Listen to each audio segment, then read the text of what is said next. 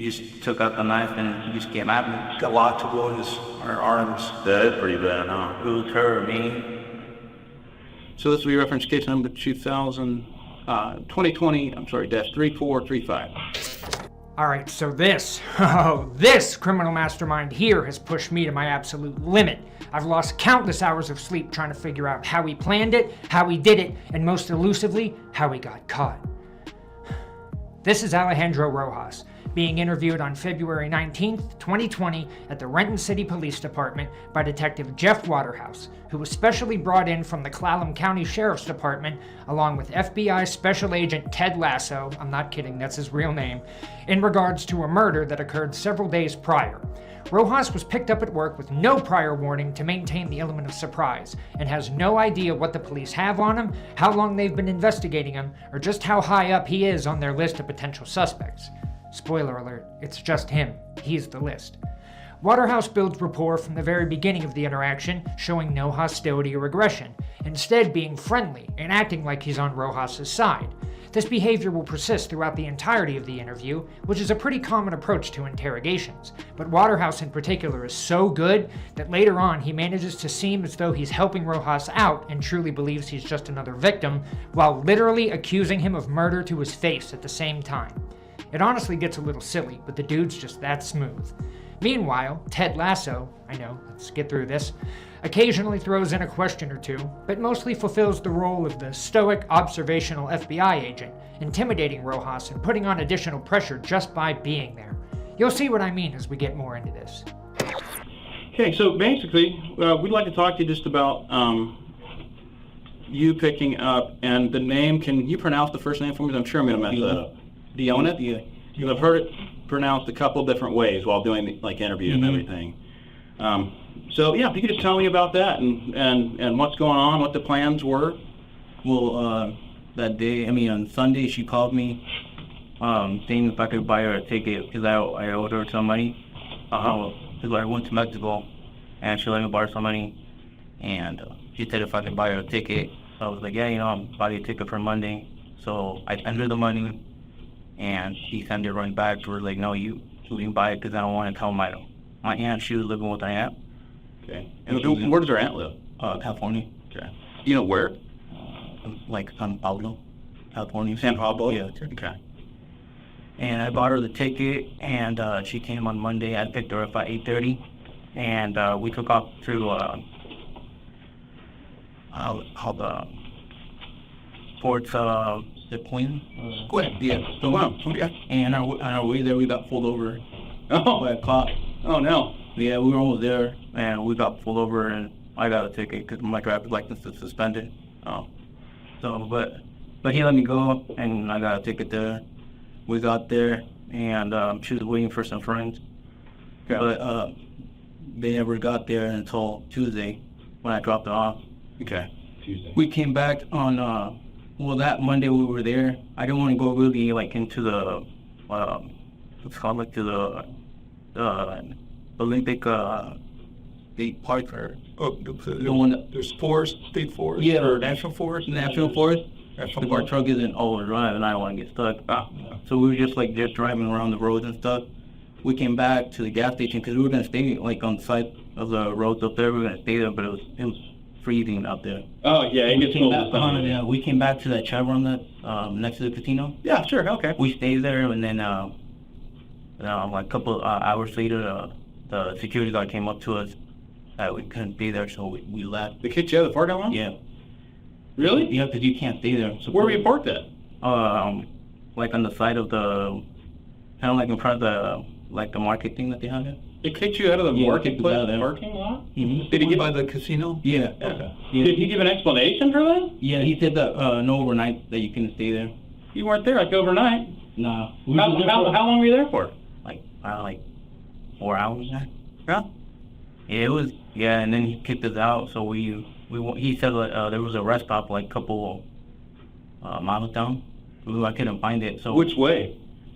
When you come out the Chevrons to the right. Yeah. Okay, to the right. Just over there near the tribal stuff? Yeah. Okay. And then I couldn't find it, so I just ended up parking next to the water. There was some bathrooms there. I don't know if you guys are familiar with that.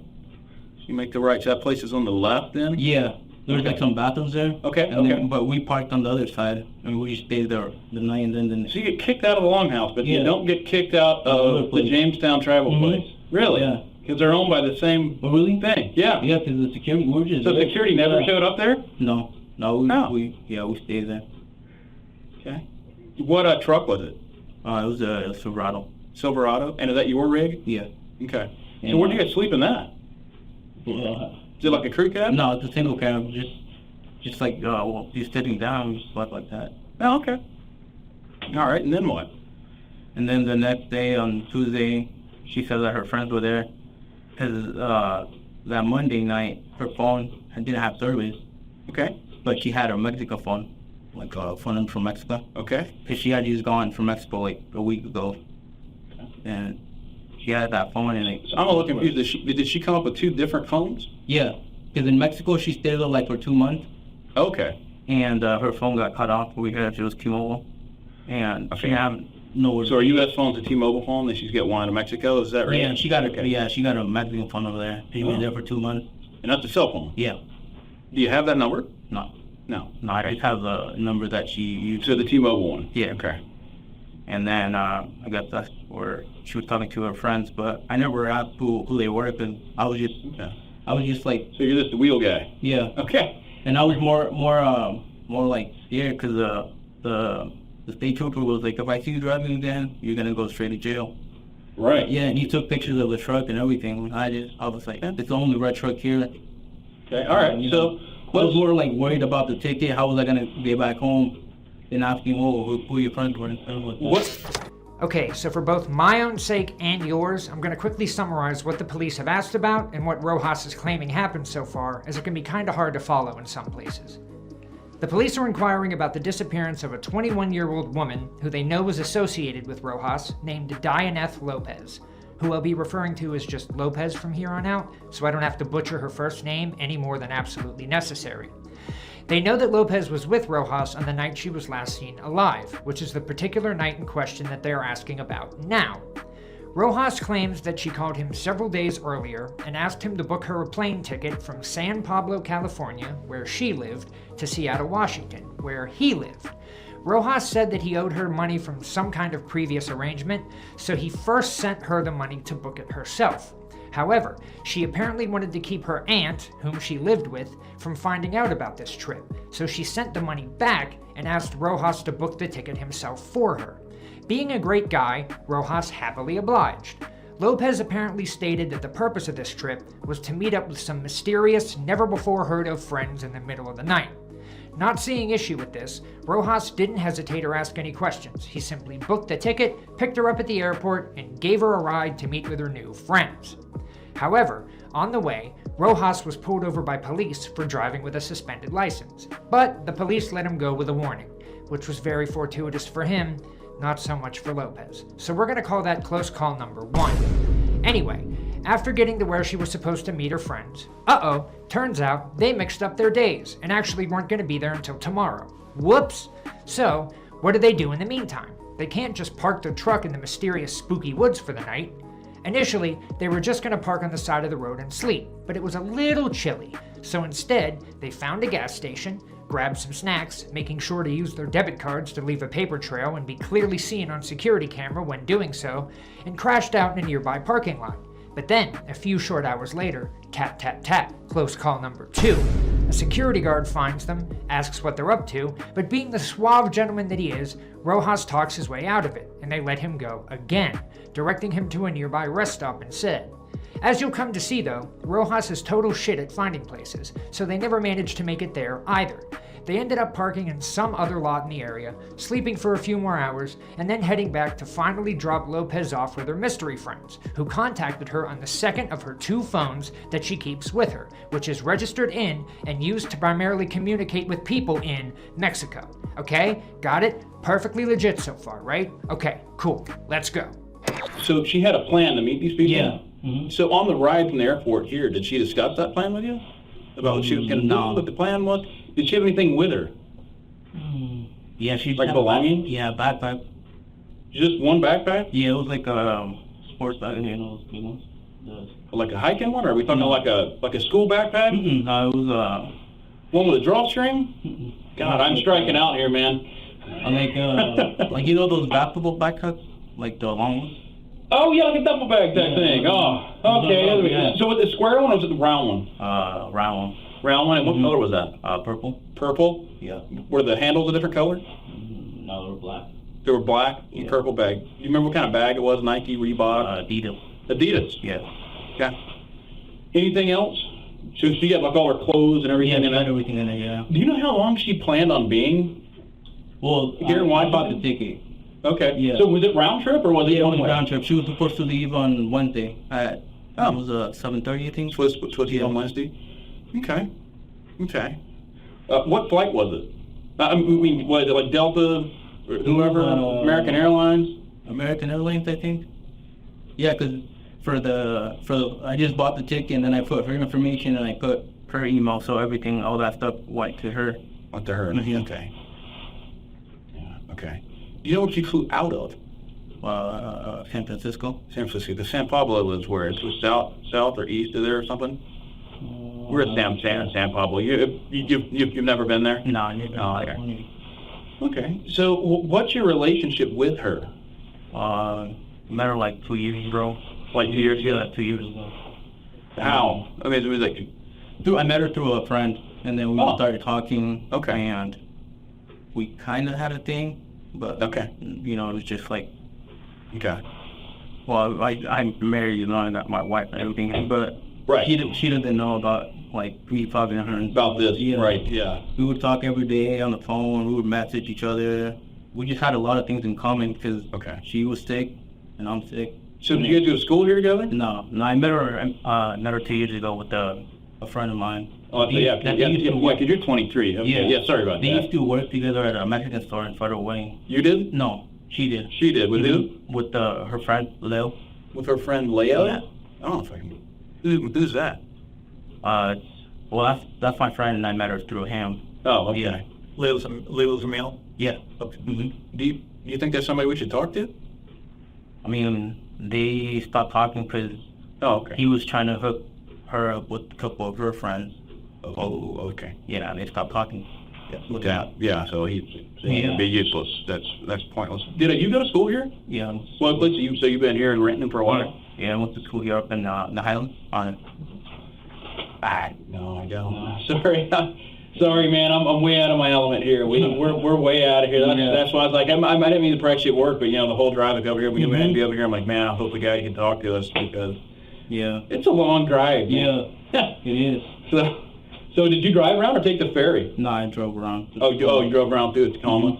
Yeah. You missed the ferry, you're waiting longer. Yeah. So yeah, and plus those are getting expensive these days too. Yeah, it's What is it, like $35? Yeah, and then coming back, the Bainbridge one is coming back is like $16. What is it going over? Bremerton, I think. No, I mean Bainbridge from here over at 16. Yeah, no. Coming back from Bainbridge is 16, but going from Seattle to Bainbridge, it's like 30. Yeah, I was like that once they changed it. I'm like, oh man, well, 16 sounds good considering last time I went through. Oh, okay. So, do you remember what she was wearing when you picked her up or anything? She was wearing sweats. Sweats? Yeah. Okay. You remember shoes, jacket, what her hair looked like, anything like that? No, just she had a sweater. That's it. She had a sweater. Yeah. Do you remember what it was? Was the brand on it or anything? No, not the brand. Color? It was like grayish. Okay. Yeah. What the sweats, were they solid color or pattern or anything? Remember? No. On your drive from SeaTac to Squim, so you get stopped or anything, was there any other stops along the way that you guys made or anything, to look at anything or anything? No. Yeah. No, after I got stopped, I was scared. Yeah, I didn't know how I was going to come back home. Cause you thought you were going to get arrested maybe? Yeah. And the car impounded? And then I also got... And this is a trooper? Yeah. Wow, Trooper. you got really lucky. Oh, yeah, he was real lucky. Now let me just say, Waterhouse is an amazing detective, but this is a point that we disagree on. He thinks Rojas just got lucky. but I know the truth, which is that this was likely all part of the plan from the very beginning, right down to the multiple close calls with police and the getting lost several times. He'd been laying the groundwork for years by cheating on his loving wife with a younger woman. He's covering his tracks by claiming the plane ticket he bought was round trip. He's throwing the police off his scent by giving them frivolous leads, like bringing up the mutual friend Leo that introduced them, or giving them red herring clues to search for, like the really, really weirdly specific description of Lopez's duffel bag that he remembered for some reason. He even subtly expresses his lack of concern by casually discussing ferry ticket prices and his intricate knowledge of the area, including isolated spots in places like the woods that only a local would be familiar with.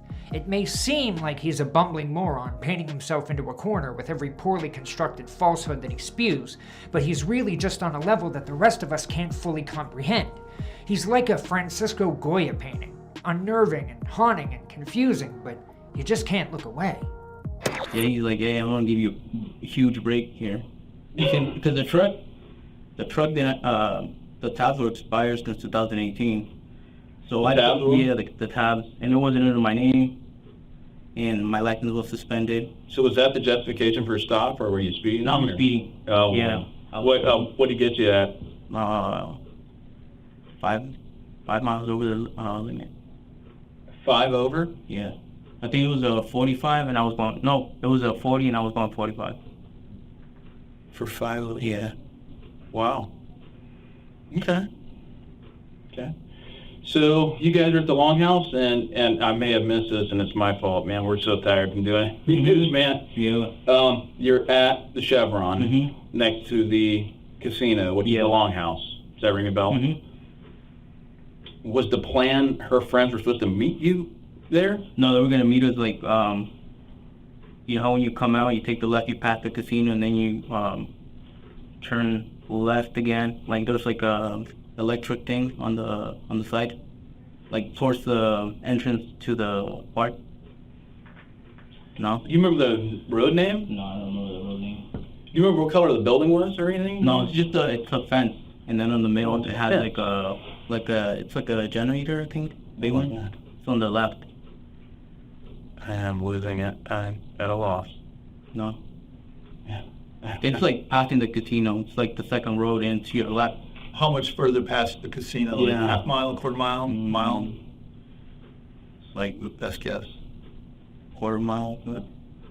Oh, so not far. Not that far from the casino.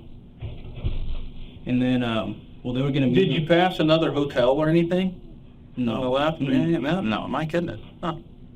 No, No, I didn't have the hotel. I'm at a loss. God, I feel terrible. I mean, I work there. Okay. So these friends, did she mention how she knew these people, where they're from, what the plan was? Did she have hiking gear with her? I mean, she has some boots. Oh, she did have boots? Yeah. Like hiking boots type thing? Okay. All right. That phone keeps going off. Sorry. I just wondering where I'm at. Go. So, and what time is it on Tuesday when you're getting ready to drop her off? Like around 10:30. 9:30, 10:30. 10:30, okay. And did she have confirmation with her friend? Yeah, Okay. They were texting or calling? Texting on the other phone, because the Mexican phone that she had, that's where she was texting them, because the other phone went out of service. Texting in Mexican. Do you remember what kind of phone was it? Was it Apple or an Android? An Android. Android? Which phone is that? This Android? The T-Mobile. Oh, Mega. What about the T-Mobile one? They were both Android. They were both like Android.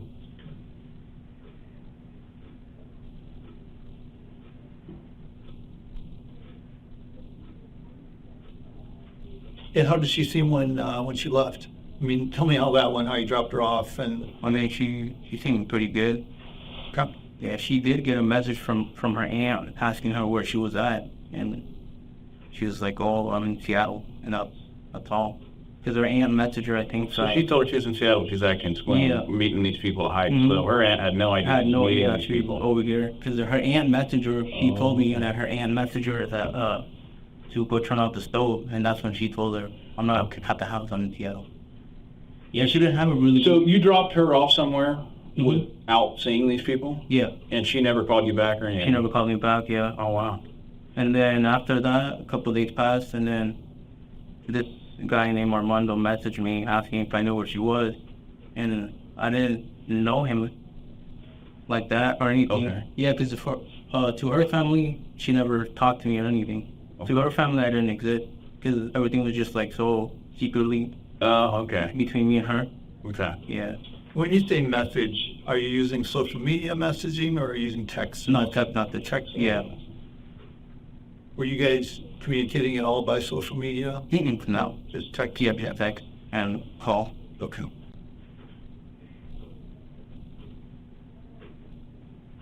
And was it always on her personal phone, or did you Yeah, ever phone. communicate on the Mexican phone? No, not on the Mexican phone. It was all about her phone.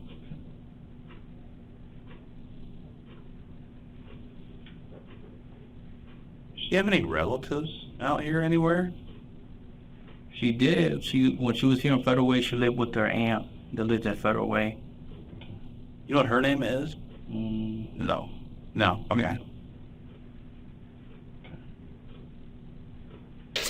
All right, so while it may seem like Rojas is telling an unbelievable, disjointed story that's really tough to believe, that's the genius behind his approach. I think he's trying to make it seem as though he's too stupid to have committed this crime. Why else would his story make so little sense, yet he'd still swear by it so solemnly? I have a few examples from this segment to support my theory. At one point, Rojas says that Lopez's new friends were supposed to meet her at the park entrance, about a quarter mile from the casino. Waterhouse replies that his memory must be slipping, because he used to work by the casino, and he doesn't remember any state park entrances being that close, implying that Rojas is just making stuff up. But, being the tenacious mastermind that he is, despite the obvious sign of doubt, he sticks with the story anyway. Then, he expands on the hiking angle, continuing to swear that's the reason Lopez was in town, but then he proceeds to admit that the only thing she had with her that could even be considered hiking equipment was a pair of boots. No jacket, no food or water, just boots.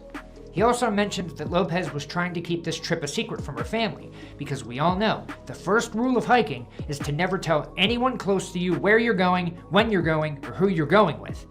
Despite all these glaring issues, Rojas sticks to his story.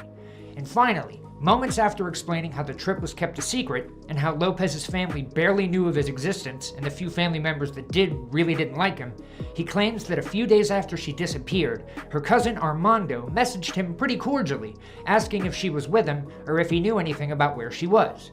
Rojas simply told him no, and Armando apparently accepted this answer and didn't follow up or get upset. Now, you tell me, with that many holes in his story, who else but someone just acting really bad at lying would cling on to a series of lies as blatant as that, I rest my case.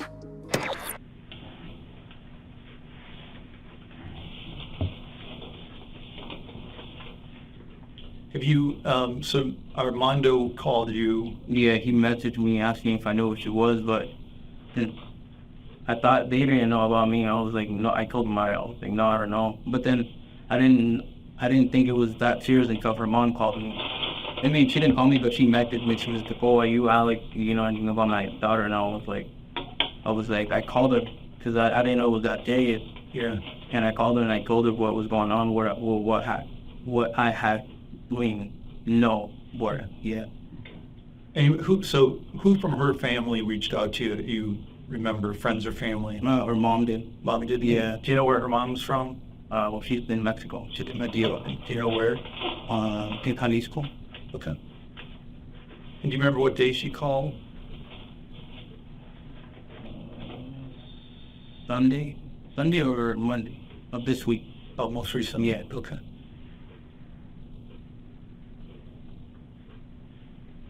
Did you try getting hold of her to find out what was going on? I tried calling her, but her phone just went to straight to voicemail. Straight to voicemail. Yeah. Do you have that number? Yeah. For her? Can you give that to me? 206 206 712 3528. 3528. Thanks. And were you calling or texting her? Calling. Yeah, because when her mom, I spoke with her mom and I told her, and she was like, yeah, she messaged me that she was going to go to that place with some friends. Yeah. So her mom knew about the trip? Yeah, but she was gonna go with some friends too.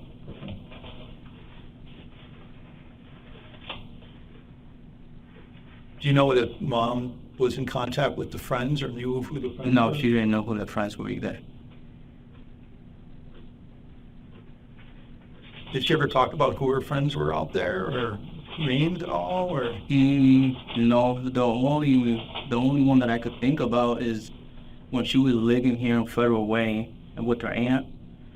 Her aunt had a boyfriend that once tried like raping her, but no one knew all this stuff. Like, You don't know his name? I just know him by. There was this Mexican restaurant in Kent that got shut down because they would sell drugs there, and that's the guy that would sell drugs there. That's the guy? Yeah, and he tried drugging her up and raping her, and I mean that's the only guy. Cause he would like try calling her after she left. He would try calling her and calling her and calling her. how long Oh, wow. was this? Like 4 months ago. Recently? Yeah, when she went back to California. Do you think he could be one of the guys that was hiking, or do you think she would just shut that down? No, I think that's my only guess about him. Because rather than that, they never told me anything about no one else that she was nothing else. Yeah, So is your understanding that she was going to be hiking with female friends or male friends or both? both. Oh, Yeah. I was under impression with just Yeah. female friends. Any idea how many friends it was? Mm-mm. No, she didn't say, hey. No, Did she mention any of the names? No names of people. Hey, I can't wait to see. I don't know. No, because Any name? we were both scared of the state trooper who got pulled over. So that kind of quieted Yeah, everything down in the cab. Mm-hmm. So okay. So when you guys were at the Longhouse, did you guys go in or anything? Yeah, I did, and then she went in. And you still got kicked out of there. Yeah. So you're in there buying stuff, and you come back to the truck, Yeah, and then after a while. and you're getting kicked. Yeah. Did you even show him a receipt or anything? Like, No. hey man, I'm buying stuff. Just knocked in the window. I was like, hey, you guys can't be sleeping in here. I was like, okay. So we like. Oh, so you guys were sleeping at that Yeah. point. Okay. Yeah. Did you guys go to a restaurant or get food anywhere? We got a hamburger there at the gas station. That's it. Oh, the guy.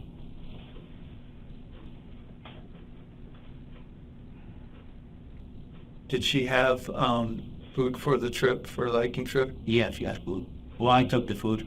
Oh, what kind of food was it? It was tuna and just like sandwiches and stuff. Tuna. Well, thank God it ain't bear season. Yeah. Because that could go sideways. It was just tuna and sandwiches. That's it. And how was she equipped for water and stuff? A pack of soda, Coca-Cola. Yeah. All right. Did she do much hiking? What was that? Did she do much hiking? Not really. No? Not that I know of. Yeah. So this is these people. They had okay.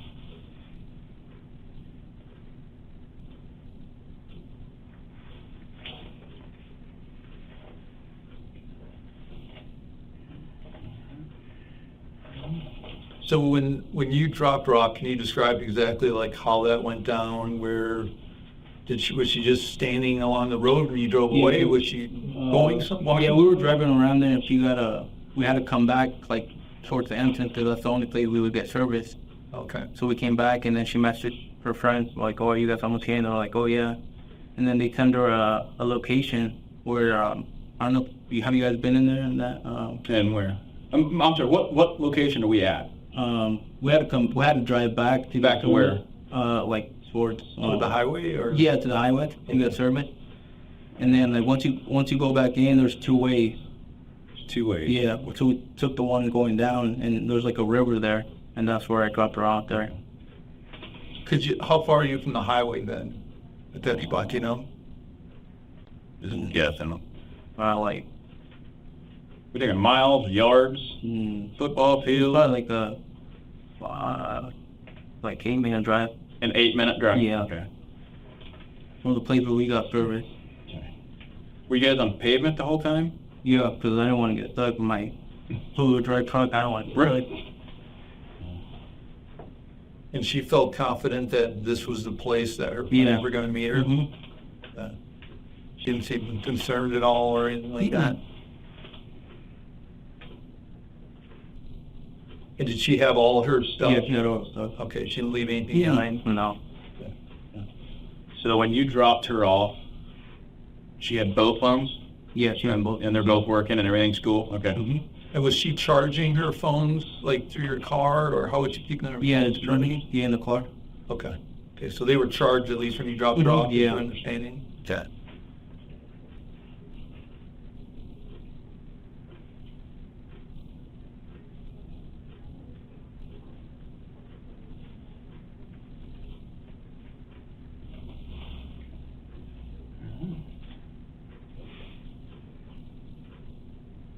And what time do you think it is when you officially drop her off and pull away?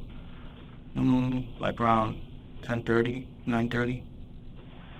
9:30 or 10:30? We're trying to get as accurate as we can as far It was as probably more like 10:30. closer to 10:30, you think? Okay. And then what did you do after you dropped her off? Did you stop anywhere on the way? No, I just came back. Okay. And what was the route? Did you take a ferry back? No, I went through Tacoma. Okay. You know what time you got home? You went home to your house? Yeah, then like around 2, because there was traffic a little by Tacoma. Okay. And no stops on the way back? Mm-mm. Not even for gas? No, because I took some gas with me, because my gas gauge doesn't work. Oh, you get gas can with you? Oh, yeah, Okay. so I had gas with me, but I just filled it back up, so I didn't know. You have to pull over to do that? Yeah, Where'd you pull over at? on the side of the road. Just when somewhere. when I was dropping her off by the river, I just dumped the gas in there. Oh, okay. Mm-hmm. Okay. So you kind of alluded that your wife doesn't know about this. Yeah, she didn't know about So what? Sorry. Great. When he gets back. Yeah. So we appreciate you. Yeah. Chatting with us. This hopefully will be another piece of a puzzle. You know, everyone seems to have a little bit, and you know, yeah. Hopefully we'll come to a good conclusion at the end. Are you doing? You need water or anything like that? Oh, yeah, I'll keep it wide. Yeah, they're pretty. I think they got getting a little bar pit stuff.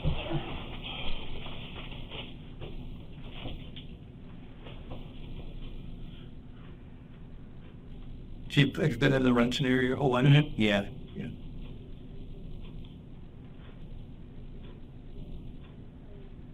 Yeah, I'm from our Hallsville office. So Hallsville? we cover Mason, Jefferson, Clallam, and Kitsap County over there.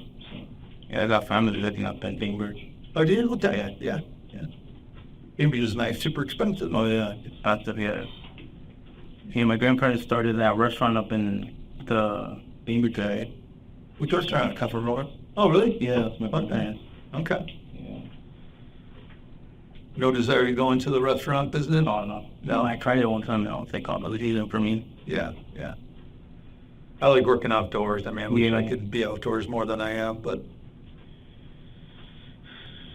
maybe later on.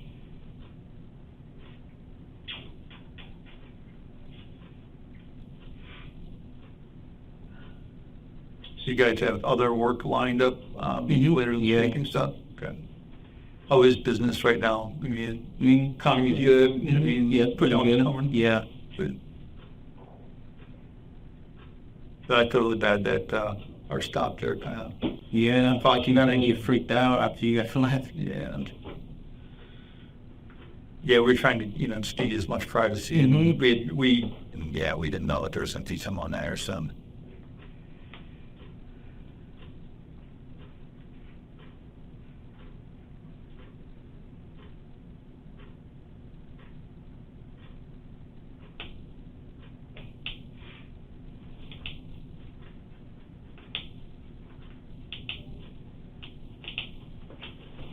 How's your dad? Did we freak him out at all, or does he know about the That's fire? my father-in-law. Full body like Yeah. that. Ooh. Okay. So how does he after we left? Oh, yeah, he knows it, I told him. Okay. Yeah. Good.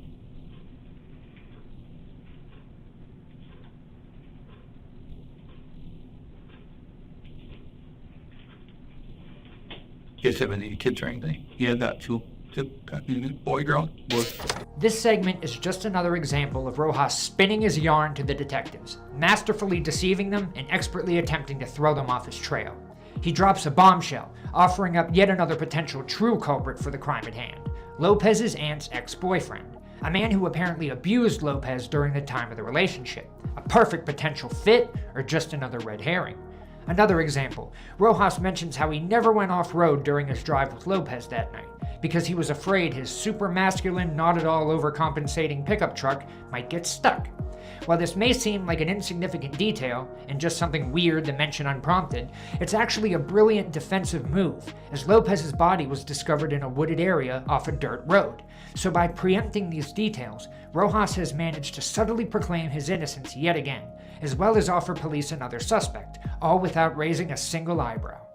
This guy's good. Towards the end of this exchange, Detective Waterhouse leaves the interrogation room, allowing Al and Ted to chit-chat for a bit, returning sometime later with some more documents and some new information. Will they make an impact? Let's find out.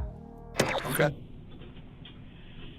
What do you? Cool, and then load and away.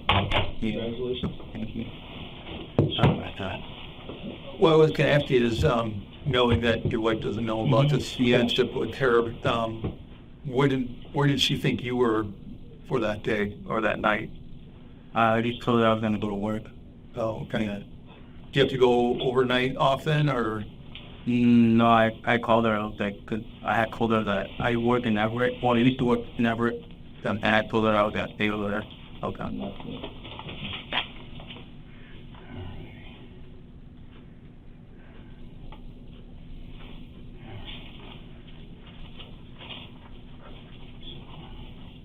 Just to make sure we're talking about the same person.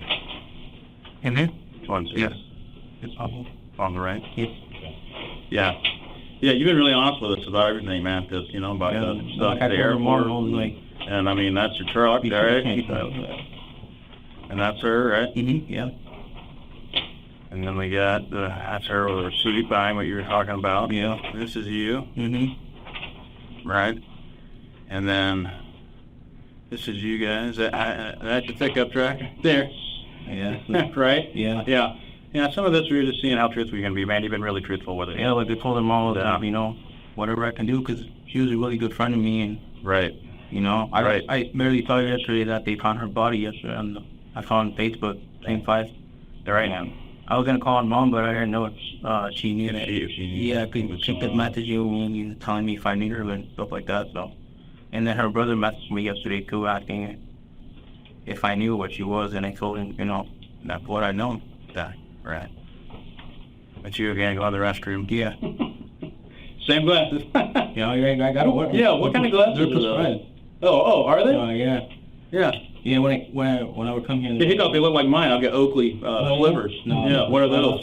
Nike. Nike? Yeah. Okay, I'm like, dude. So, pickup truck, Mm-hmm. license plate. There you are working. Yeah. Now, I had a question about this. Mm-hmm. Look at it. Shouldn't there be leg straps on here? Well, yeah, but Yeah. we weren't that high. Yeah, so. see, I was looking at it, and I'm like, Mm-hmm. brave dude right there. Yeah. And I'm like, you know, I've done a little bit of something, but Yeah. before I had this job, I'm like, shouldn't you have weight harness on there? I mean, Full photo. yeah. So, Mm-hmm. so yeah. So of course, you know, we got that off your Facebook page. Yeah, and you already talked about him, your wife being Mhm. pregnant. That's good news.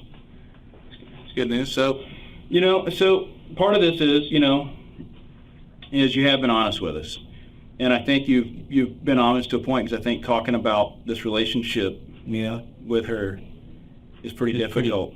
You're We kind were pretty close. I mean, she would tell me everything, and I would tell her Right. everything. That's why my wife didn't know about it. right, and that's one of the reasons we wanted to talk to you at work and not at home. Mm-hmm. And Yeah. downstairs, I wasn't really sure with this facility where we should leave her, but certainly doesn't need to be in on this, right? Yeah. To keep it on the down low. Mhm. So, you know, I think part of that is that to us looking in, it looks like you guys had a little more of a significant relationship. Yeah. I know it's difficult to talk about. Can you expand on that a little bit with us? I mean, Yeah, because this way I do it in a private setting. Yeah. I mean, you're in here. mm-hmm. I mean, we just had a thing, you know. Where did she want the relationship to go? Right. I mean, well, she knew that I was married and stuff, I mean, Did it cause tension with her or No. jealousy at all? she knew I was married, and I was fed up. Okay. All right. Yeah. It was more like, like a relation, not a relationship, but like a friendship, a really good friendship. Right. That she would tell me, oh, this happened, because she had a lot of problems with her brother. And he lived in California with her, yeah. Okay.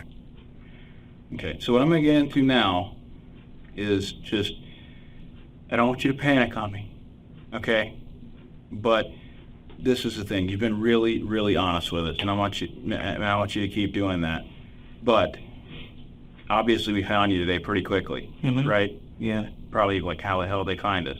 Yeah, Because we know certain things, okay, about the relationship and this kind of thing. So I want you to follow me here. Not accusing you of anything at this point, okay?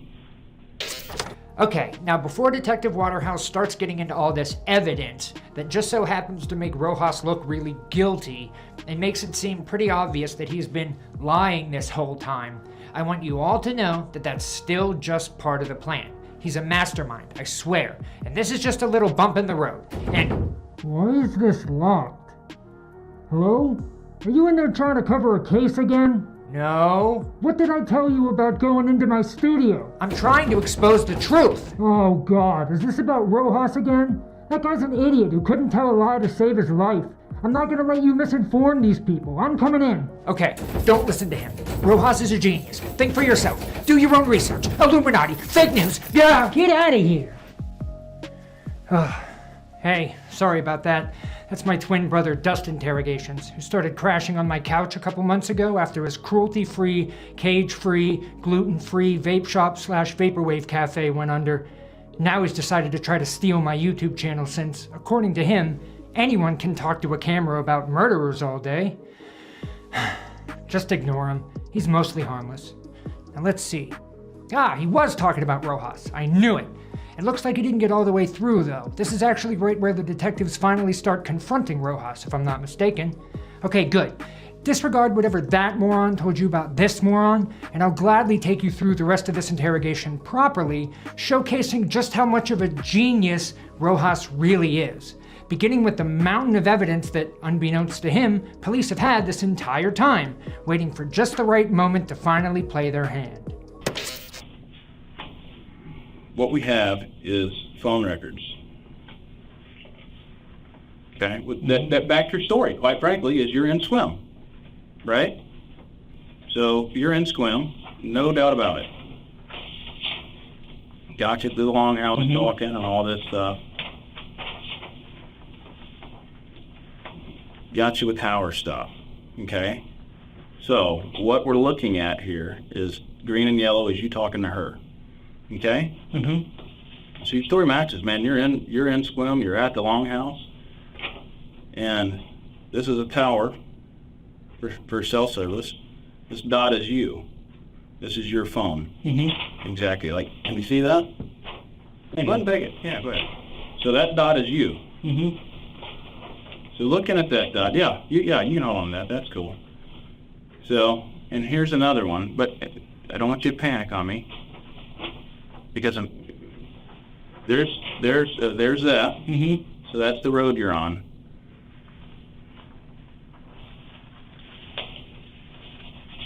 Part of what's going on, it took us a while to get here to talk to you, is unfortunately, as you are probably aware, being a guy, a body left up in the woods for a while, critters get to it.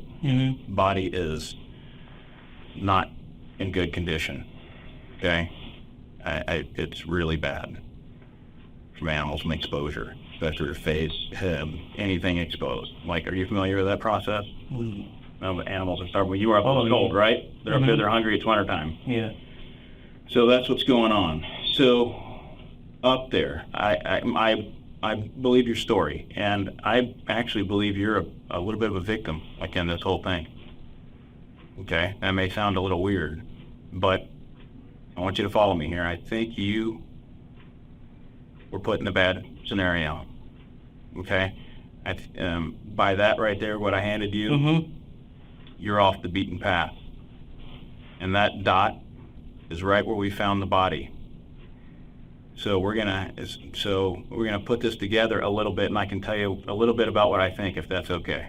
Again, I don't want to scare you to death. Yeah. But I know you got off the pavement.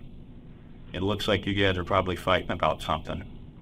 Got off the pavement, got up there, and I think she was trying to pressure you to leave your wife. That's what I'm thinking. I'm thinking you guys are sitting up there, and the argument goes pretty bad because you don't want to leave your wife. She's pregnant, you got kids. She's up there, she's pressuring you to leave your wife, and she gets upset. So what we did find, we find a bottle of tequila. Mm-hmm. At pieces, right? So we got this bottle of tequila, we got pieces. It looks like things went bad, but I think you're the victim in this whole thing. And I'll tell you why, because we found a knife right off her hand. I think you went down, you guys were in an argument, you went down to take a leak to clear your head. I think she followed you from your car with a knife out of your truck that you work in and followed you down there. And I can only surmise what happened then, but I'm assuming, and you can correct me if I'm wrong at some point, but let me kind of finish my theory here, because that's kind of why you're not in handcuffs, is I think she followed you down there, you had this bottle, and she pulled a knife on you and threatened you, and maybe she had too much tequila to drink, at which point you had to defend yourself with that bottle, which got busted because she's got your knife and trying to get you to leave your wife. And I can show you that, because I had clean out, so yeah, Milwaukee and a blue one. yeah, we all hear blue one. Yeah, because look at this. You see that? That's a knife. I believe you're the victim in this, because if not, this would be you that I'm looking into. Like I said, that's why you're sitting on a couch. Mm-hmm. Okay, that's what it looks like. And I know you don't want to let this go to your wife, that you're up here having this conversation with her, and I get that, being a guy, I really do. But I think you're put in an impossible scenario, because now it looks like you had to defend yourself from this. And what do? Do you go to the cops? That way your wife's going to find out about this whole extramarital problem, and it's going to get exposed at completely the wrong time. Again, that's why you're in here on the couch and not elsewhere. Now, only you can fill me in on exactly how that went down, but there's basically two options, and like I said, that's why you're on the couch. Mm-hmm. Now, would you be willing to tell me that and what happened up there? Sorry, this is not sticking on here. It's just because I told you the animals ate her, and I don't, it's upsetting to me. I mean, I don't even want to look at it again, basically, is why it's on. Yeah. I'm hoping you can fill those gaps in for me. That's what it looks like to me. Because you're there. There's only two options. It's either you or her. And we know what ended up. And how bad would it look going to the police? I get that. And I get that with your wife. I really do. So if you would please... Birch has got a temper, and so, I mean... Yeah. If you would please fill us in on what happened. I mean... And I know you've been truthful. I know you're trying to be as truthful as you can, because you don't want this out there. I don't want to... I get this. So, yeah, take a drink of water, and then please fill us in so we can exonerate you. That's it. That's why you're on the couch, man. Yeah. So please just take your time. I mean, you'll take a drink of water. You have everything here.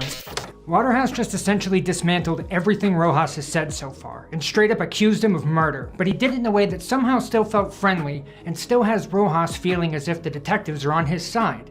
He shows phone records initially saying that Rojas' story matches in order to build his confidence before confronting him with the fact that his phone's GPS shows that he was off-road in a hidden wooded area right where the body was found. Now, that's a big accusation, so Waterhouse constantly reassures Rojas, saying things like, "I'm not accusing you," and "I believe your story," in order to stay friendly. Before Rojas can protest, Waterhouse lays out a pretty elaborate alternate explanation for him. He says that he believes Lopez put Rojas in a tough situation by getting drunk and trying to get him to leave his wife, even threatening him with a knife at one point, making her the instigator of the situation and opening the door for Rojas to admit to the murder for a more justifiable reason, for lack of a better term, like self-defense. This is a common tactic in interrogations. Once the suspect admits to the act, for whatever made-up reason, they've officially confessed to murder, and now the detectives can work backward to try to get him to admit the real reason why he did it. Throughout this, Waterhouse keeps saying things like, as a guy, and as guys, as another way to identify with Rojas, essentially implying, it's just us guys here. You can tell me what happened. We're boys, you know? He also says, that's why you're on the couch and not somewhere else, returning to this point multiple times, implying that Rojas is getting some kind of special treatment due to the fact that they like him and think he's a victim. Even Waterhouse's final request for Rojas to tell them what really happened is cushioned with the qualifier that they only want to know so they can exonerate him. It's not easy to call someone a murderer and convince them you're their friend at the same time, and yet, Waterhouse seems to be pulling it off. Impressive stuff. I mean, Well, I need to hear it from you, though. I mean, that's just my theory, but based on what we saw, that's it. The only thing you lied about to us that I can find right now, you didn't tell us you were up there and had this fight together, this argument that led to an impossible scenario. What do you do? Because then you lose like 2 women, right? Unfortunately, you had to defend yourself. She's unfortunately killed in the process, accidentally, right? And then if your wife finds out, bigger problem, now you're out 2 women. Yeah. So if you could just please just take your time and tell us what happened. I mean, well, she was drinking up there where we stopped. She was drinking, and then I told her, take it easy, but Right. she kept drinking. Where did you guys stop to get the alcohol? And I took it. Yeah, because she wasn't 21, so I took the. She's not 21? No, I think she's No, 20. she was. Oh, okay. Sorry. Go ahead. Yeah, I took some beer and that bottle, and then she started drinking. And, she did tell me a couple times that she was going to kill my wife and my kid. What? Yeah. See, these are facts that we need to know. I mean, really. I was pretty scared because, Right. you never know what a woman can do, especially like that she would lose her mind out of nowhere. Right. And that day I went to the gas station. I called my wife. I called her crying. I was like, hey, you know what? I just want to come back home. I don't want to do this no more.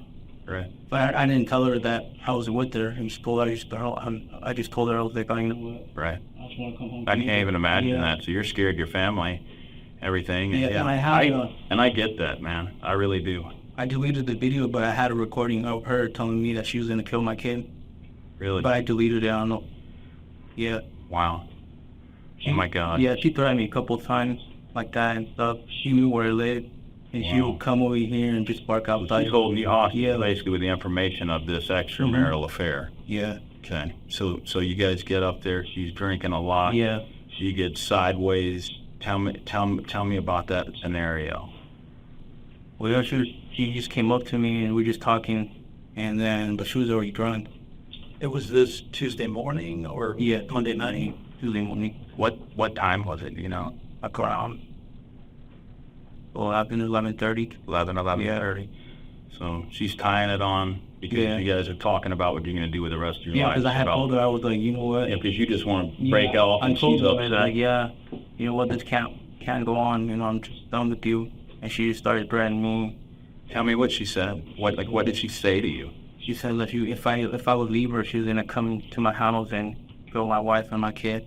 Did she threaten you too, Yeah, personally? she threatened me. Yeah. Tell me about that. She said that after she was gonna go with them, she was gonna come after me. Wow.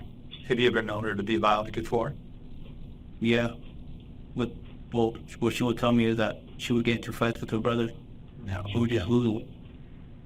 Okay. So walk me through the event that happened so I can see it clearly. I know you guys that and what happened. What do you mean? Can you walk me through that up to the point where we're fighting? Yeah, and When she's threatening you to the point where you're having to defend yourself. That's what I want to hear. Well, she just kept threatening me that she was gonna kill my wife, and because she's pregnant, and she told me, you know what? Is this in the car or out of the car? Out of the car. She said that she was just gonna kill her and the baby that she. Oh my God. Yeah, because that's pretty obvious. That's why I said we're gonna get her water and everything. Yeah. And I knew obviously from this. So. Yeah.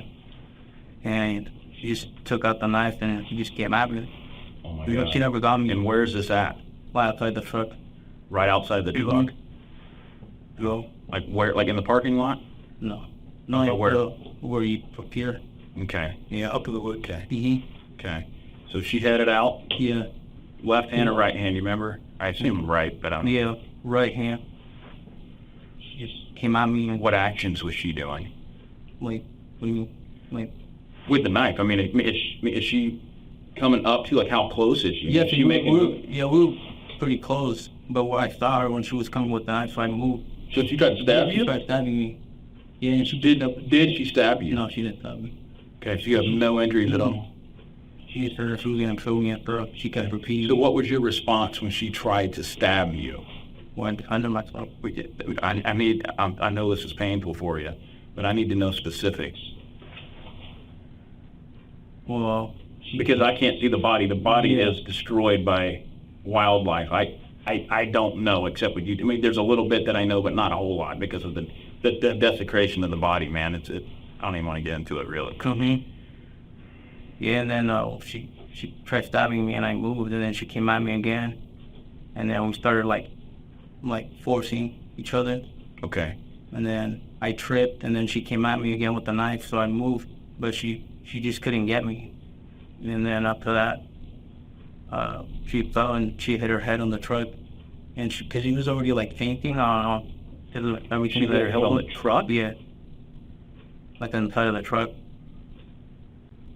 And that was it. Where did she hit her head on the truck? Like on the side of the door. Because the door was open. Yeah, the passenger side door was open. Okay. When asked to tell them what really happened, Rojas initially tries to say that Waterhouse's story is exactly right, so he wouldn't have to tell it back and risk messing something up. But Waterhouse insists that he needs to hear what happened directly from Rojas himself. Before he starts, though, Waterhouse downplays the severity of Lopez's death by acting like Rojas's wife finding out about the affair as a result is the bigger deal, saying, then you'd be out 2 women. This not only makes it easier for Rojas to talk about the murder, but further builds rapport with Waterhouse, as it seems like he and Rojas have the same priorities, keeping the affair from his wife. So, confidence renewed, Rojas now claims that a drunken Lopez threatened to kill his wife and kids, then come after him when he tried to end things with her, and that he was scared for his life because you never know what a woman can do, despite the fact that he's almost twice her size and she was apparently heavily intoxicated. He admits to bringing alcohol and giving it to Lopez, despite thinking that she was underage. She was actually 21 at the time, but he didn't know that.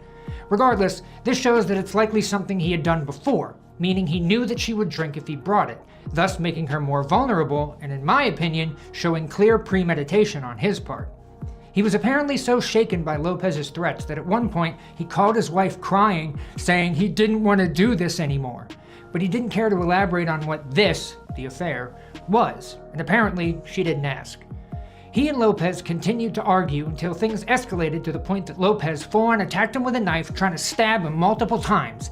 But instead of using that as justification for the murder in self-defense, he then says that she fell during the attack and hit her head on the side of his truck, and that's what killed her, not him. So it wasn't self-defense, it was an accident that coincidentally happened right as she was trying to kill him. Why he decided to only tell them about this now, after pretending he didn't know what happened and alluding to self-defense for almost an hour, is anyone's guess. It almost seems like he's just making this shit up as he goes along. And what happened after she hit her head? Did that knock her out? Yeah, they knocked her out. And then what happened? Mine just left. I was scared. You just left? Yeah. Okay. And that's it. So you never actually responded with any force at all, and she's got a knife? We'll just try like pushing her and stuff like that. Okay, but there's no, you didn't hit her with anything? No, I didn't hit her. At all? We just with the bottle. That's it. Well, tell us about that. Yeah, tell us about that. Well, the bottle was in the passenger seat because she had it. So I just grabbed her and I had her in my hand while she was coming at me, and then that's when I hit her with the bottle. You hit her with the bottle? Yeah. That's what I thought, because what I'm looking at is a broken bottle, not a whole bottle. Yeah, that, I know this sucks to have to answer, man, but we got to exonerate you here, so we need to know how that bottle got broke. That's, Yeah. I mean, I can make assumptions, but I need you to tell me so it matches up with what I'm looking at, because that's it. So let's say you're in the driver's seat. Is she? No, we were outside the truck. Oh, you're outside of the car. So, okay. Mm-hmm. And then where did you hit her? What part of the body did the bottle hit? On the head. On her head. Okay. Yeah. Where at? Like on this side. Like on that side of the head, and that's when it broke? Mm-hmm. Did you just hit her once? Yeah, just once. Okay. And that ended the fight there at that point? And Yeah, so, left. and then you left her in the woods? Mm-hmm. So did you, earlier you said her head hit the door. So did it hit the door and get hit by the bottle? Mm-hmm. So two things happened? Yeah. Okay. Okay, that makes all sense. But how did she get from the truck into the woods? Well, I just pushed her over there. I was scared. I didn't know what to do. Okay.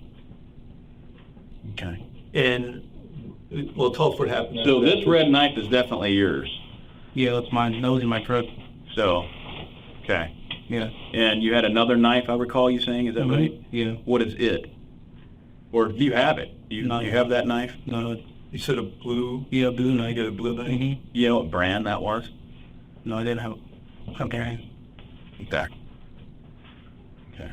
So what happened to her stuff then? Because her stuff wasn't with her. Well, just had them in my truck and I threw them away. At that point, I didn't know what was going on. I was freaking out. I was scared. Freaking out. Yeah, I can only imagine, man. Yeah, you've been through quite a bit here. Where did you throw the stuff? At my house, threw them in a black van and just threw them away. You throw them away? Mm-hmm. Except for this one, right? This red one. No, I was talking about her clothes, like her duffel bag. Her clothes. Mm-hmm. Oh, You sorry. took that back to the house. Yeah, because I had it in my truck. Yeah, I threw it in You put in a black plastic bag and threw it. Mm-hmm. In like garbage cans or? Yeah. Okay. And house garbage can. Okay. Okay. Wow, that's quite the adventure. And you've had to live with this too the whole time going. So you knew she was likely dead. Well, not likely dead, and I didn't know if she died or not until I saw yesterday. Until you saw it. So you left her up there like knocked out? Yeah. Okay, and didn't go back or anything? You thought about like just calling someone to like have them like Knocked up. check on her? I was scared. I didn't know what to do. Yeah. Yeah. Yeah. Was there any thought that maybe she would recover and come after you? Yeah. I did think of it. Tell me about that. But Was that thought go through your mind at all? She was going to come back, yeah. Were you prepared for that? Mm-hmm. Does she know where you live? She knew where I was. She knew where she lived. I don't know. Because I would assume you wouldn't have her over at your place. No. With your wife or something, No, you know? she would follow me. Oh, well, tell us about that. Yeah, so now she's following you around. So is she stalking you? Yeah, when she lived here, she would follow me around. So when did you become aware she knew where you lived? Until she told me. When did that happen? When she left to California, she said that she knew where I lived and Did she confirm it? Did she show you anything? I mean, she just told me you live at this house and it's like this and this. I was like, So she described your house to you? Mm-hmm. With address number and everything? Or No, no? the address number just described my house. You know, it's like, well, it's my house. How did that make you feel? Scared. So now you're living in fear that she could show up at any moment, Yeah. like at your Yeah, doorstep. she would stalk my wife too, and she would send her messages too. Okay. But with the fake Facebook though. Oh my God. Do you remember what name she used for that She patient? got several. Several. Do you know which one she used for sending messages to your wife? I'm not sure. My wife probably remembers. If you had one memory, I think. No, okay. Yeah, that's got to be terrifying to live with. So her duffel bag you got rid of. What about her phone? Her two phones, you know? No, I didn't think the phones because she had them with her. So the phone should be in the woods? Well, I didn't know what happened to the phone. I didn't think the phone. I just took the bag that was in the truck. But it wasn't in the bag? No. Okay. Just when I dropped her off, where I took her over there, I just left with the backpack in there. I didn't want to look back, so okay. Was there anything else that you got rid of besides the duffel bag? That was on the wall. Just that. Waterhouse immediately begins asking the very obviously leading questions of, you didn't use any force and you didn't hit her with anything, clearly implying that they believe Lopez was struck by Rojas with some kind of object when she was killed. But Rojas doesn't pick up on this and just keeps insisting that she just bumped her head, got knocked out, and he left without doing a single thing to her. Oh, except hit her in the head with a bottle. Just once, and only in self-defense, of course. But he didn't think she was dead, just unconscious. He had no clue that she had died after he left her alone in the middle of the woods in the middle of the night, grievously injured and heavily intoxicated with none of her belongings, until he heard about it on the news the day before the interview. He just figured she'd sleep it off or something. Rojas admits that he moved her unconscious body into the woods from his truck because he was scared and didn't know what to do. He pretty much uses the same reasoning to explain why he also threw away all of her stuff afterwards. He wasn't disposing of evidence, he was just freaking out, man. Waterhouse throws him a line by giving him another out, asking if he was worried that she might come after him once she recovered from his little love tap, and of course, he jumps on it, immediately stating how scared he was, that his wife and children were in danger. He said that she used to stalk him home after their hookups, so she knew where they lived, and even used to harass his wife, sending her messages from multiple fake profiles and phone numbers. You take all that and add the definitely real knife attack in the woods, and this woman was clearly off her rocker and capable of murder. Poor guy. Did she, if we back up a little bit, did she change clothes at some point? Because the clothes that she's wearing in the woods is different than the airport clothes. So tell us about that. Where did she change clothes? In the truck. Oh, in the truck, and we're sleeping at the... at the rest area thing there in Jamestown? And did the clothes she was wearing in the airport photos, did that just go back in the duffel bag? Is that what you understand at least? Well, thanks for being honest with us. If you don't mind, I gotta step out one more time, man. I'll tell you what, I'm just... You trust him.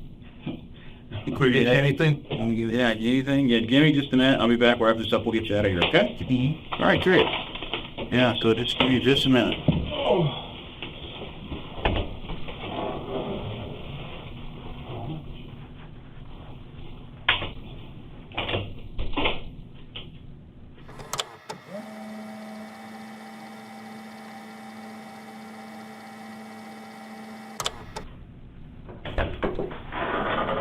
Sorry about that. You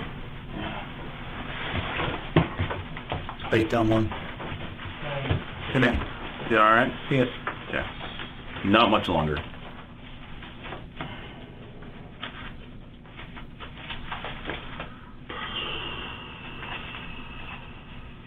So is the duffel bag still at the house? No, the garbage quicker than one day. Oh, when Not you like last week? yeah. And you're pretty sure it becomes paid? Yeah, they stayed alive. Knew just the back that was up in the truck.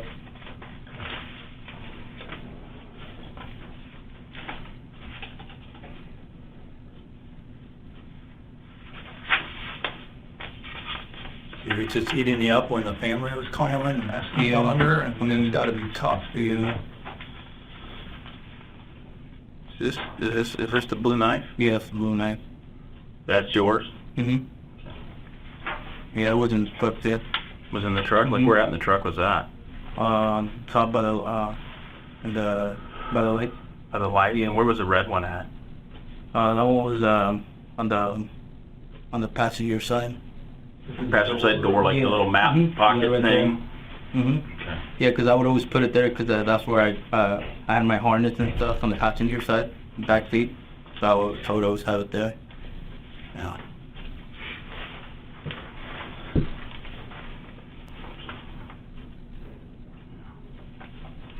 So, this is another photo here. Does that look like what she was wearing there? Yeah. Yeah. Okay. So, this is what I'm looking at. Sorry, you gotta look at this. Yeah. You want? Oh, it. Yeah. That's pretty bad. That is pretty bad, huh? Yeah. Well, it's not good. So, what do you think about that? Well, I had to defend myself. It was her or me. Right. I got two kids. I mean, Right. 2 kids to come home to now. What do you So think how did about that- these injuries? How did that? Oh, I didn't do those. I don't know how those got there. You don't know? No, as soon as I hit her with the bottle, she just, You just collapsed? yeah. And then you moved her to the woods Yeah, here? and that's when I left. So this is a deal? Uh-uh.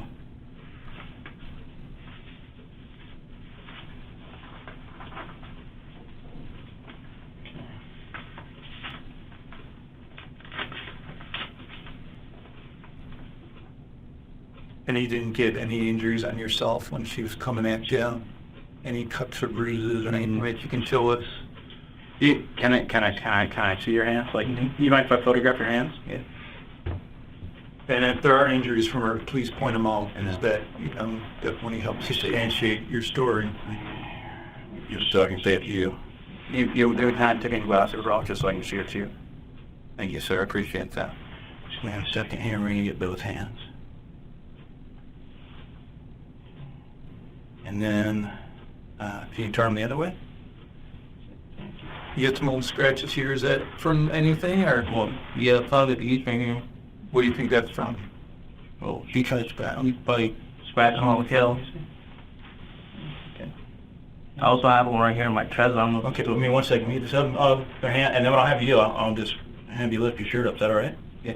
Okay, good. Yeah, sure. Well, look right here, like these scratches on them. Oh, it's like your wife's name up there at the top. Okay. Can I just have you just stand up just so I can get the back, everything? Yeah, back. If you can just, lift your shirt. Yeah, I want to see what's up here. Oh, that's cool. Do you know if she had any tattoos? This on her hand, this one. Any other injuries? Any leg injuries? Anything like that that sprung her? And No. no. I'm not sure that took. Let me check my thing. Mud bar blast at him out. Yeah, I may have to redo it. So you think the injuries on the forearm might have been from Yeah, scratch and scratch, yeah. on your hand there? And Okay. Let me check, make sure this one on there. I'm sorry, did she have any tattoos that you knew of? I saw one not there. She not in there. Do you know what it said or anything? It was like the airplane. An airplane? Yeah. What about the clothes you were wearing? Did you get any blood on yourself and all? No. Okay. Do you still have the clothes that you were wearing, or? Oh yeah, it's like some gray and black jeans. Okay, they're still in the house. Yeah. You didn't get rid of them. Shoes, were those the boots you were wearing? Yeah, they look electronic. Okay. Yeah, I'm probably gonna have to take that back shot again. Sorry about that. It was pretty terrible. Not great blooding in here. Now it's gone? Okay. Sorry about that. Give me just a second here. It's And that much. Good. All right, now put your shirt back on. Yeah. Good. Stand up, turn on, hands behind your back, you're under arrest.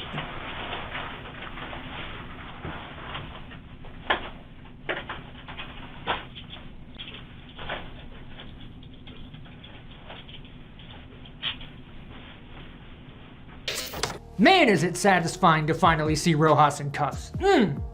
Sorry, just had to get that out of the way. Anyway, the detectives step out to confer amongst themselves, leaving Rojas to stew in his own thoughts for a bit. When they return, they immediately start laying on the guilt. Lasso makes one of his only prominent accusations in the interrogation, stating the guilt must have been eating Rojas up, referring specifically to the fact that Lopez's family had been calling him for days after the murder, worried about her and asking if he knew where she was. But of course he lied and said he didn't. Waterhouse then finally pulls out the big guns and begins showing Rojas graphic images of Lopez's dead body, first asking about her clothes, but then quickly moving on to her blatant and excessive injuries. Rojas sticks to a shoddily constructed one-hit self-defense tale, but the real story is that not only did he smash the tequila bottle and a rock over her head multiple times, fracturing her jaw, breaking her nose, and knocking out all her teeth, but he also crushed her windpipe, slit her throat multiple times, completely severing her right jugular vein, and stabbed her in the back 11 times. And in case there was still any doubt, according to the coroner's report, the wounds were noted to be deliberate and repetitive, with a clarification that none of the injuries present could have possibly been self-inflicted. The only injuries not caused by Rojas were some minor cuts and bruises on the lower extremities, likely from Lopez trying to drag herself out of the woods before finally succumbing to her injuries. Seems a bit excessive for self-defense, if you ask me. After this, Ted steps up again and points out the fact that Rojas has absolutely no defensive wounds on himself. Rojas then freely admits that he didn't even get any blood on himself either. In fact, it was so clean, he's still wearing the same boots as the night of the murder, practically hand-delivering evidence to the police on a silver platter. Finally, Waterhouse asks Rojas if he can take some pictures of his tattoos. Then, true to form, in one of the smoothest moves I've ever seen someone pull in an interrogation, Waterhouse has him stand up, turn around, and bam! He slaps the cuffs on him and tells him he's under arrest, all in one slick motion. And like I said before, boy is it gratifying.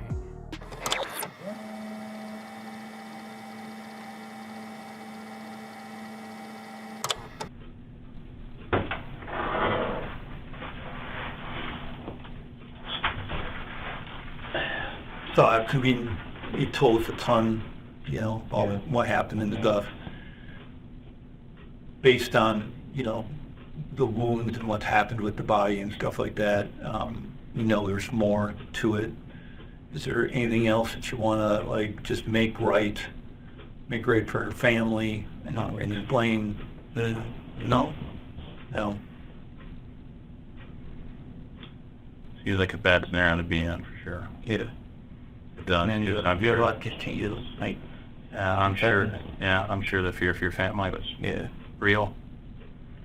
Is there anything else you think we should know no. at all? The big cut there, can you tell us about that? I mean, how would that have happened? I don't know. I just hit it with the bottle and then after that I just left. That was good. Had you been drinking at all? Just like a couple beers. No. So you weren't drunk? No, I wasn't drunk. He was. She was drunk, but she weren't drunk, you know, Nate was the whole time. What kind of beer were you drinking? Coors Light. The blue night we showed you the photo of, are we gonna find her blood on that night? No. So that night had no involvement in what happened? No, it was just the Milwaukee one, the red one. Just the red one. Yeah. Okay. And so did the red night, is that gonna have her blood on it? No. You're sure about that? Yeah, plotting. When you said it with the bottle not there, I left after that. Is there a chance that the bottle caused that wound underneath the head? No, because I hit it in the head.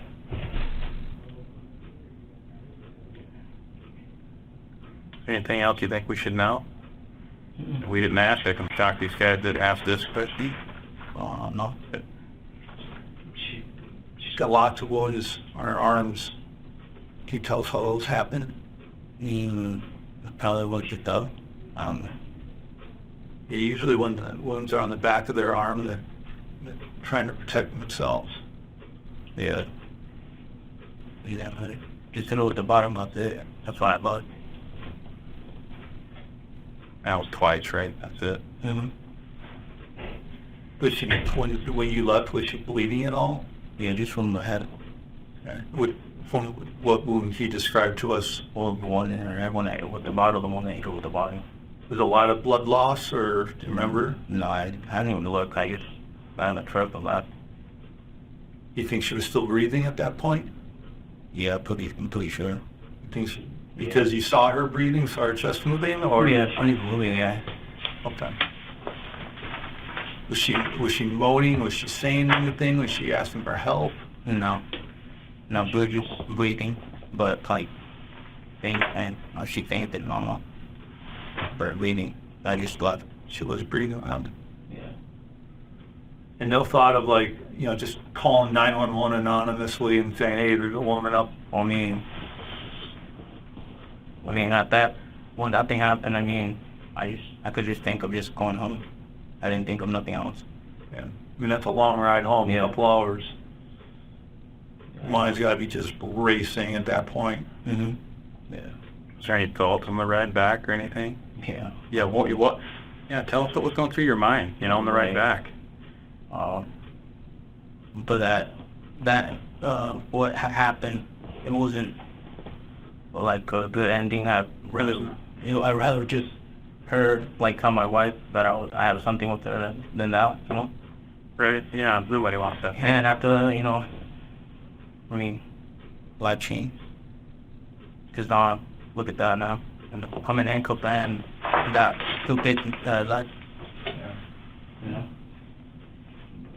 Hey, brother V. Hey.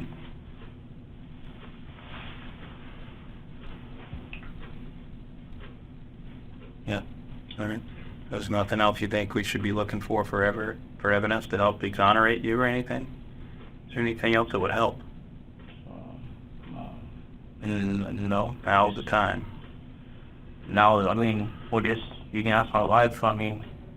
She would like send her stuff and stuff like that. Is your wife out here with you? Yeah, she's out. Can I say bye to her at least, or? Could be his boss's call, so Right. we'll have to. You're going to end up seeing her again, and stuff like that. But yeah, I do need to get her another bottle of water out there. Yeah. Yeah, I don't know how she's gonna take it because her due date was like in 2 weeks. Right, that's what we got from the Facebook thing. Yeah, I know. The timing is awful.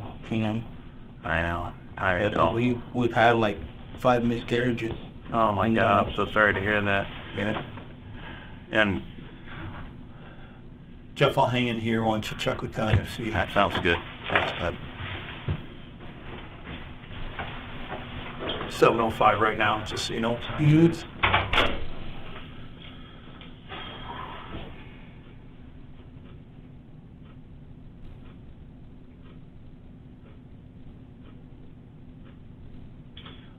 So why does your wife think you're here tonight? Because I just told her I gave someone a ride. Yeah, over there and up there. Up. She had any suspicions at all that you were having an affair? No.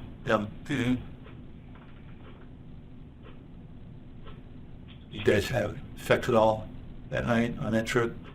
Yeah. You didn't? You use a condom or? No, because she couldn't have kids. Okay. Kids could have kids. When did you guys have sex? Was that? It was Monday night. Is that by the longhouse, or is that after you guys went and camped for the night? Yeah, it was probably comfortable. I assume that's when the clothes change happened. Yeah. Okay. So were things going okay at that point? Yeah, at that point, yeah. We were good. That was until Tuesday morning. I told her, how we were done. Yeah, and that's when she looked tight. Yeah. So we're always getting news. So, but where did the tequila bottle? You said that came from you? Mm-hmm. Did you buy it anywhere? No, it was at the house. Yeah, you had it at your house? Yeah. And it was it a recent purchase or? No, it was just one of the leftovers from a party. Okay. So how long have you had that bottle for? Well, like 5 months. Okay. And her phone was left there? Yeah, I didn't grab the phone. She had it in her pocket. Okay. I just had the bag that was in the truck and I did.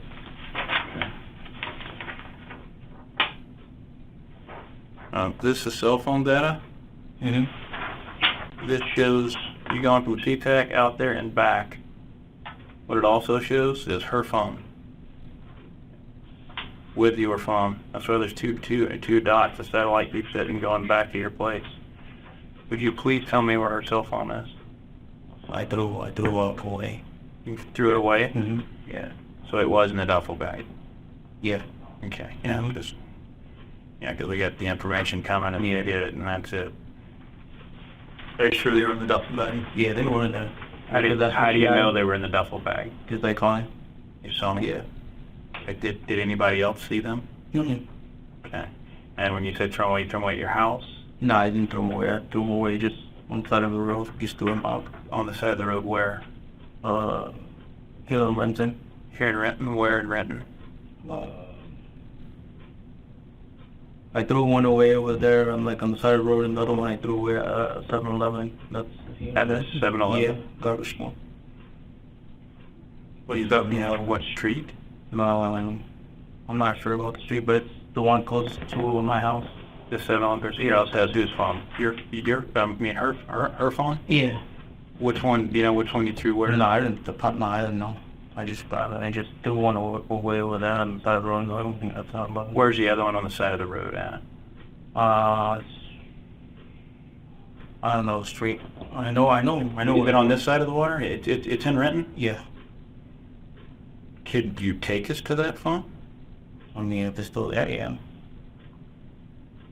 I used to though I was driving when I threw it out. Okay, but is there any landmarks nearby where you threw it out at? Like another gas station? No, it's the school. I mean, the school's by in there. The school? Which school? I don't know the name. How far is it from your house? Is it a middle school, high school? It's a high school. It's a high school? Mm-hmm. Is it the one you went to? No. A different one. A different one than the one you went to? Mm-hmm. But it's near your house? Like how far from your house is it, if you had to guess? Like 10 minutes. 10 minutes from your house? Mm-hmm. Do you remember what the school looks like? Yeah. Do you know the name of it? It's like Kenridge, something like that. Kenridge? Yeah. So if I were to try to find this phone, where would it be? On the side of the road. In front of the school, side of the school, back at school? Like it's like the school is on the light, and then you go down like a hill, and they're like building some houses on your right and somewhere around that. So I threw it away. So you do it on the right side where they're building the houses? Yeah. In a ditch? No, it's like forest there. Just when you get out there? Okay. You know what the phone looks like? They were both the same. So both just a... Yeah, Motorola. Droid or something? Yeah, they were both the same. Okay. But the other one was thrown out in the garbage can at a 7-Eleven near your house, yeah. like the big dumpster? No, the one at the gas station. In the store? No, outside. But outside. Okay. Oh, okay. By the gas pumps. Okay. So did they have a case on them or anything? Mm-hmm. No. So no case, just... That's why they look the same, both of them. Oh. Yeah. So are you sure which one went where? I don't know which one. You're not sure if the T-Mobile one went out here or the other one there? Yeah, because they're both the same. They're both the same. So there never were friends that were meeting? No. Yeah, we didn't think so. I mean, just based on it. And, Mm-hmm.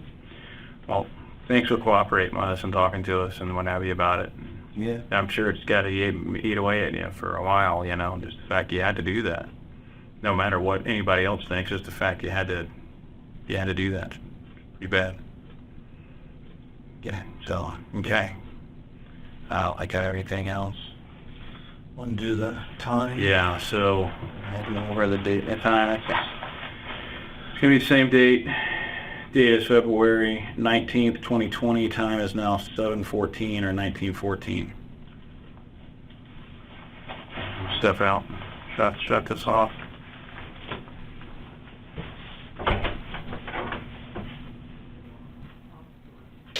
The detectives ask if there's anything else they should know, if there's any other evidence they should be looking for, possibly to even help exonerate him. But Rojas is just stonewalling them at this point, insisting that all he did was hit her with the bottle once and leave, despite them bringing up Lopez's slit neck and many defensive wounds. He doesn't even try to come up with a more believable excuse. He just repeats himself over and over. Rojas continues to try and play the victim, asking to see his wife and bringing up the fact that their next child is due in only 2 weeks, stressing that they've had 5 miscarriages in the past. In response, Waterhouse continues to act like a friend, telling him how sorry he is to hear that, but still remains authoritative and doesn't acknowledge any of Rojas's attempts at pity. The detectives do still manage to squeeze a few more details out of Rojas, however, such as the fact that he did take her cell phones and try to dispose of them, But of course, he only revealed this information when he was directly confronted with evidence proving it already. He threw one on the side of the road and threw one away at a 7-Eleven. Funnily enough, a witness at that 7-Eleven was actually able to identify him later on. And finally, rapport builder till the end, Waterhouse concludes the interview by thanking Rojas for being so cooperative and giving his condolences for how bad Rojas must feel over what happened, making sure not to burn this bridge in case he ever needs to question Rojas again. Spoiler alert, after this shit show, no additional questioning was necessary to easily put Rojas away. With that, Waterhouse gets up, leaves the room, and officially ends the interrogation. The video continues to run for a bit as they go through the usual booking motions of fingerprinting, buccal swabbing, etc., but nothing else significant really happens from here. So now, let's find out what happened after. Upon conclusion of the interrogation, on the evening of February 19, 2020, Rojas was immediately booked into the Renton City Jail for murder. Lopez's autopsy was performed shortly thereafter on the 21st, confirming the detective's suspicions on cause of death, so combined with all the other evidence, no other leads were investigated in regards to finding her killer. As you can imagine, the timing of his arrest wasn't particularly helpful in terms of receiving an expeditious sentencing, as pretty much the whole world shut down about a month later, so Rojas had plenty of time to enjoy his new shared living arrangements. After 3 months, on April 8th of the same year, the FBI officially took over the case and proceeded to file their federal murder charges 2 days later. After over a year of waiting, Rojas officially entered a guilty plea to second-degree murder in December 2021, and his trial officially began the following year in district court in Tacoma, Washington. The trial was fairly straightforward given his guilty plea, with the prosecution being handled by Assistant U.S. Attorneys Rebecca S. Cohen and Yi-Ting Wu, and on May 16, 2022, he was found guilty of second-degree murder and sentenced to 200 months in prison. Upon sentencing, presiding judge Benjamin H. Settle simply proclaimed, "If you take a life in the manner you took here, there will be significant consequences." U.S. Attorney Nick Brown said, "This cruel and cold-hearted attack robbed the family of a young and vibrant daughter, sister, and niece. Law enforcement prosecutors and our specially trained crime victim advocates have worked diligently to get justice for the family of this young woman." Since then, Rojas has been confined to FCI Victorville Medium 1 Federal Correctional Institution with a set release date of September 20th, 2034, barring anything stupid done on the inside to extend his sentence, which with Rojas is 50-50 at best. The Lopez family have since kept to themselves, hopefully finding some degree of closure in Rojas' sentencing.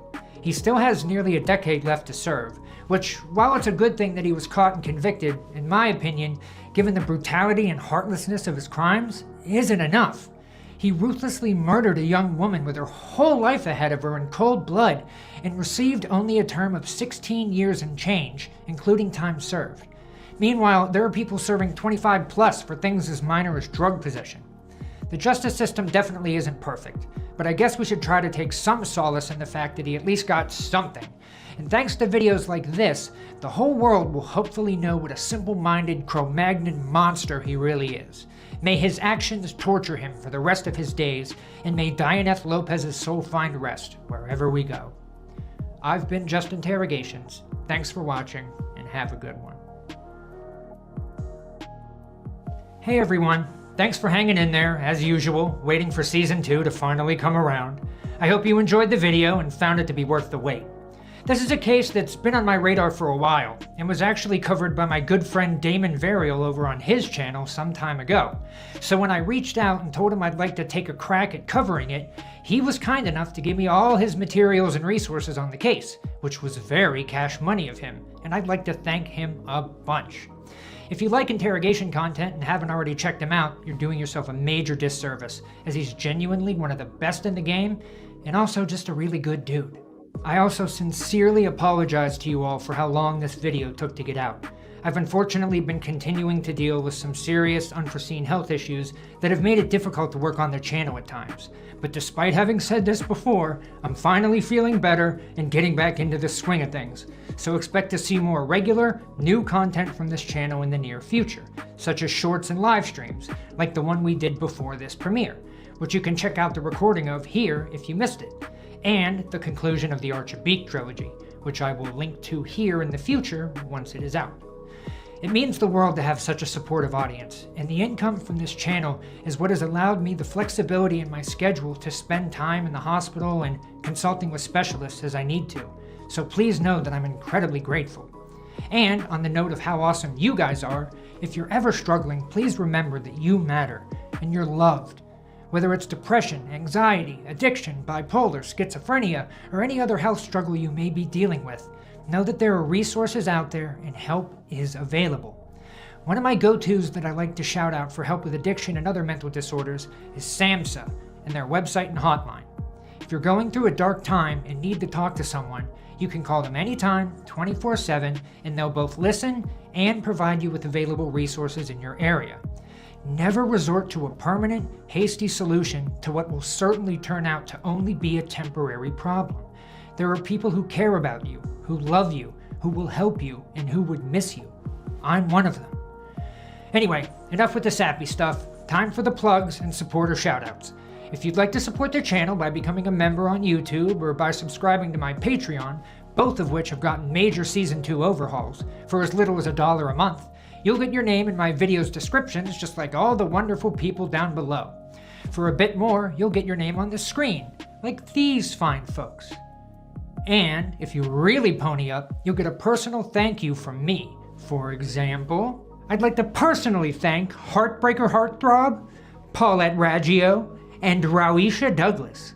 Y'all are seriously the best, and I bet if I ever ran into you in person, even if it was really humid outside, you'd still smell fantastic. You'll also gain access to my exclusive Discord server and an awesome community of like-minded supporters, and I regularly check in myself too. We also do live streams, previews, behind-the-scenes showcases, game/movie nights, and more. In fact, I'll be doing another live stream over there right after this premiere, hanging out, answering questions, and just kinda doing whatever. So come check it out if you want. And finally, you'll get access to ad-free, uncensored versions of all my videos a few days before they're available to the public. And with that, I think that's all I've got. If you enjoyed this video, consider checking out this one next. Thanks for watching, especially if you stuck around until the end. I'll see you next time, and have not only a good one, but the best one. Goodbye.